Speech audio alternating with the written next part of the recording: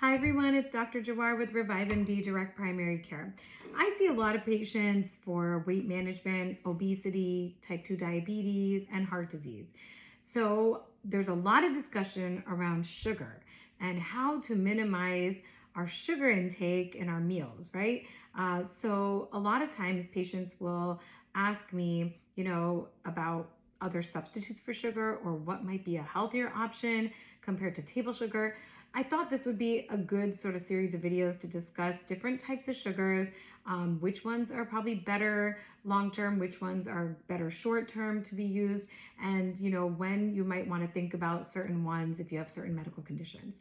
But first, let's just talk about the simple sugars, which table sugar, which is also known as sucrose, right? That is something that, we have naturally in many foods as well, like any type of fruits, right? But we also have other natural sugars in our foods like fructose, lactose, glucose, just to name a few.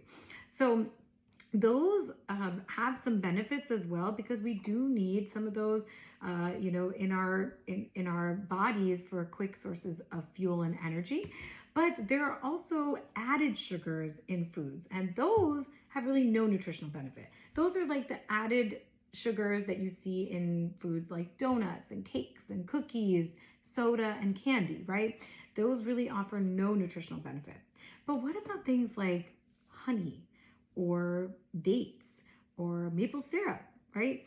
Those actually do contain sugar. However, they actually have a lot more nutrients in them. So they can have more benefits in terms of fiber. They have calcium, they have antioxidants and zinc. So there can be actual benefits in using dates, for example, as a sweetener, or honey, mixed with your yogurt, as well as, even with your coffee, if you do need a different type of sweetener. So we're going to talk more in detail about those types of sugars, but we all know that, table sugar has been sort of named as a bad thing in terms of increasing risk for diabetes, blood sugar, cholesterol, heart disease, et cetera, right? So what are other things that you could use? Well, a lot of us have heard about artificial sweeteners. Maybe some of you have even heard about, sugar alcohols, or even other plant-based sweeteners.